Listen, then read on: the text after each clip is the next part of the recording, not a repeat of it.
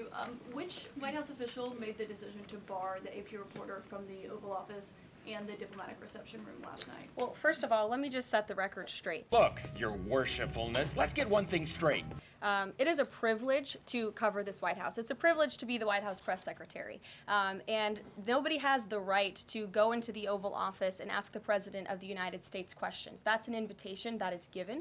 And there are hundreds of outlets on this campus, many of you in this room who don't have the privilege of being part of that pool every single day and getting to ask the President questions. We reserve the right to decide who gets to go into the Oval Office, and you all have credentials to be here, including the Associated Press, who is in this briefing room today. Mic drop. Isn't it retaliatory in nature is the argument, because the reason that the AP was barred, which they said was because they're not using the phrase Gulf of America, they're using Gulf of Mexico in line with their standards.